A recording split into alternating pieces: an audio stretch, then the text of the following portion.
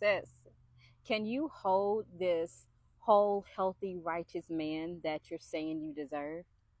I got to download like 1:30 in the morning. I had to write everything down because it was a lot. Okay, so I'm going to go down the list of things that I have here. Okay, so this isn't just about what you deserve. It's also about whether you're prepared to be what a righteous man deserves. So God gave me a visual of like him being with his daughter and like him preparing and protecting her for like marriage, like, to give her away. He was doing everything that needed to be done to ensure that she's in good hands. But like as I'm seeing God with his daughter, it's like the camera or the vision did a 180, and then it switched to God and his son. And then what I heard was, I don't play about him. He also has a I deserve list, and I'm going to make sure I exceed his expectations. A whole God fearing righteous man deserves a whole God fearing righteous woman. He does not deserve rebellion, dishonor, laziness, irresponsibility, lack of spiritual depth, manipulation, control. Can she hold my son? Only a small percentage are ready, majority or not. So I felt like God kind of switched the perspective here, because we have been talking about what we deserve and we're God's daughters, and like God loves us and he spoils us. And God is like, yeah, that's great. I love y'all, but I don't play about him. And I am not going to allow him to find you until you become the good thing that needs to be found. So when this hit me, because usually as I'm getting downloads, I start pulling back layers and I ask questions like, okay, well, what can she do? But I was completely silent, because it's like, at first I thought, okay, yeah, you're loving your daughters, you're protecting your daughters. And then when it did that 180, I was like, oh, wait.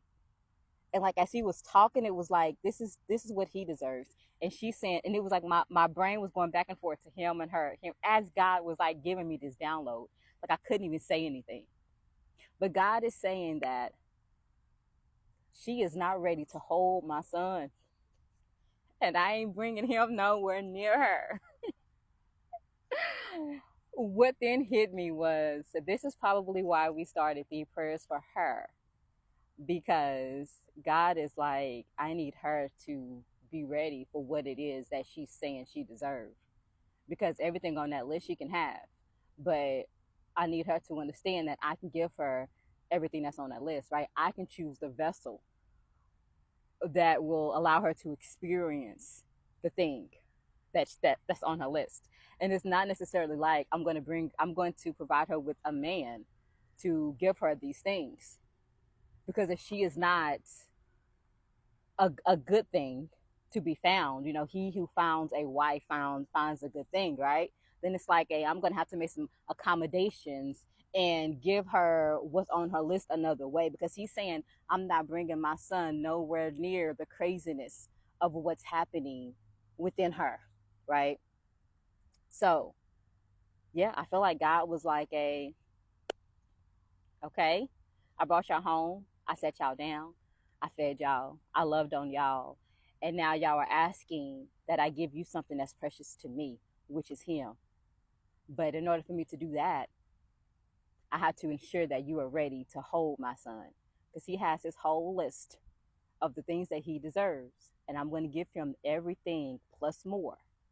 So a lot of sisters are not ready for that. Again, we're starting this challenge that's going to allow us to start pulling back these layers, allow us to deal with the things that's hindering us, allow us to get more closer to the Father. But know that just like how the Father goes hard for us, he also goes hard for his sons. So continue to do the work, continue to work on self, and not for anything else other than for you to become whole, for you to get set free, right? For you to experience life without the bondage. Yeah, that's all I have. You all stay encouraged.